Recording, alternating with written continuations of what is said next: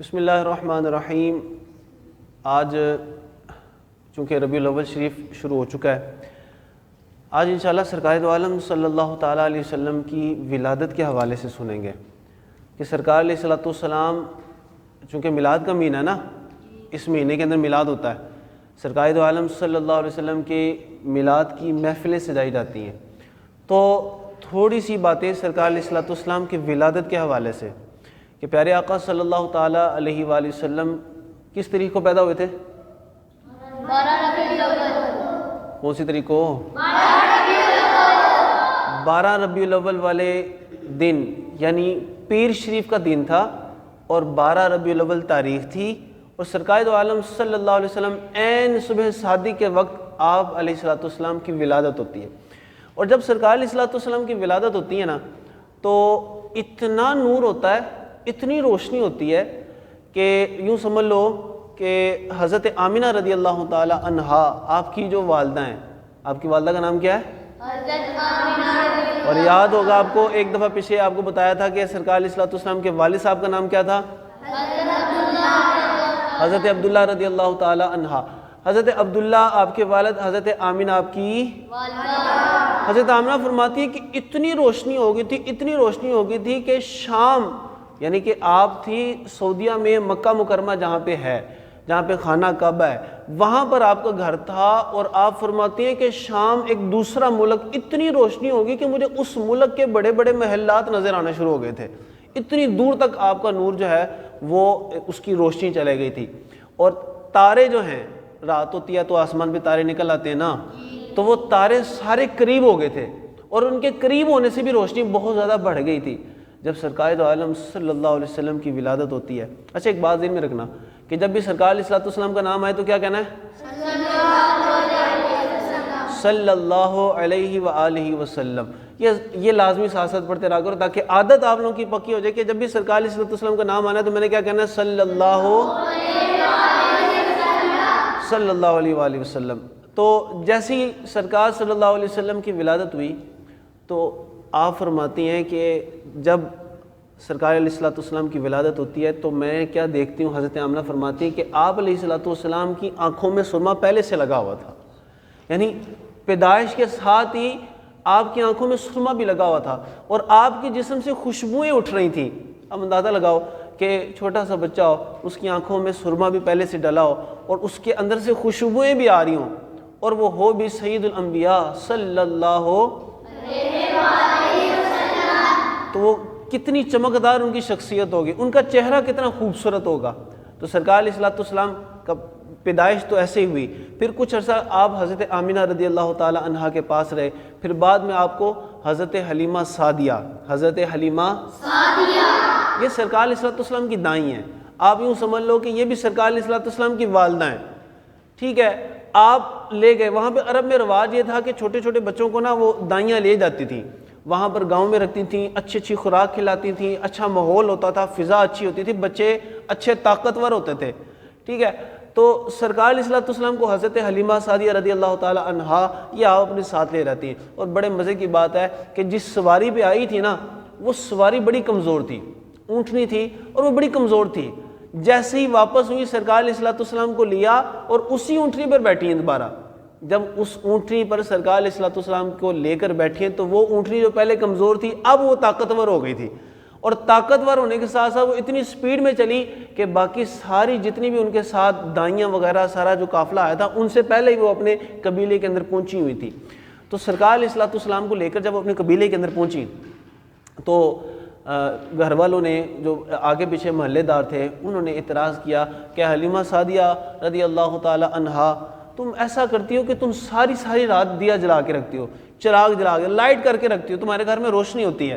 تو حضرت حلیمہ سعدیہ فرماتی ہیں کہ میں نے تو روشنی جلاتی ہی نہیں ہوں، میرے تو گھر میں چراغ جلتا ہی نہیں ہے۔ کہا پھر روشنی کیسے ہوتی ہے؟ تو پتہ انہیں کیا جواب دیا، فرمایا جب سے یہ محمد صلی اللہ علیہ وسلم میرے گھر میں تشریف لائے، تب سے رات کے وقت میں نے چراغ جلانا ہی چھوڑ دیا ہے، یعنی تب سے میرے گھر میں ہر وقت رات کو روشنی رہتی ہے سرکار علیہ الصلوۃ والسلام کی برکت سے۔ پھر سرکار علیہ الصلوۃ والسلام کی برکت سے آپ کے گھر میں خوشبو رہتی تھی ہر وقت، پھر سرکار علیہ الصلوۃ والسلام کی برکت کی وجہ سے آپ کے گھر میں جتنے جانور تھے نا وہ دودھ بہت زیادہ دیتے تھے، ٹھیک ہے، پہلے تھوڑا سا دودھ ہوتا تھا، اب بہت زیادہ دودھ ہوا کرتا تھا۔ تو یوں کر کے سرکار علیہ الصلوۃ والسلام کی برکتیں جو تھیں وہ آپ کے بچپنے میں ہی ظاہر ہونا شروع ہو گئی تھی۔ اور یہ باتیں ایسی ہوتی ہیں کہ ہم لوگوں کو یاد رکھنی چاہیے کہ سرکار علیہ الصلوۃ والسلام کا بچپنا کیسے گزرا، آپ کا بچپنا کس کے پاس گزرا۔ آپ کی رضائی والدہ آپ کا نام کیا تھا جنہوں نے آپ کو دودھ پلایا؟ حضرت حلیمہ سعدیہ رضی اللہ تعالی عنہا۔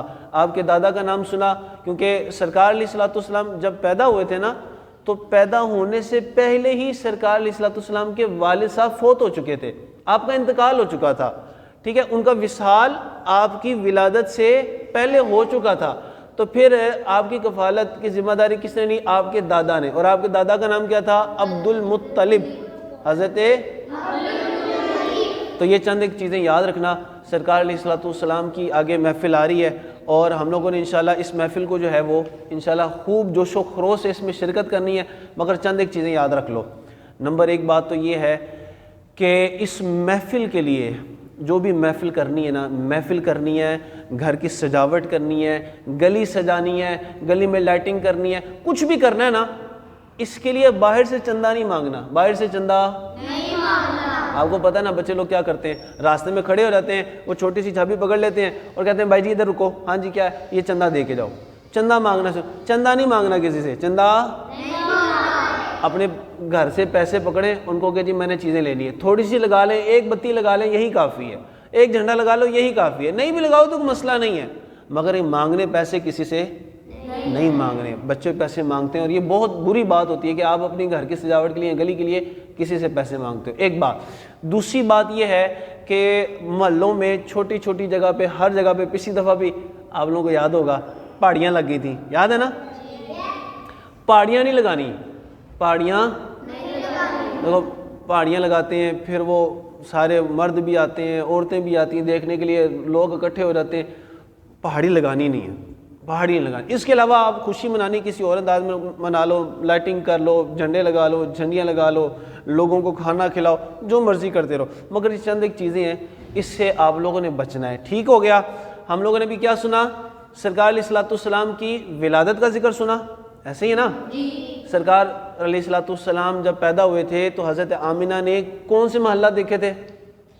شام کے محلات کو دیکھ لیا تھا، اور تارے آسمان سے قریب آ گئے تھے، بالکل نیچے نہیں کہہ دینا، وہ قریب آ گئے تھے، روشنی اس کی بہت زیادہ ہو گئی تھی تاروں کی۔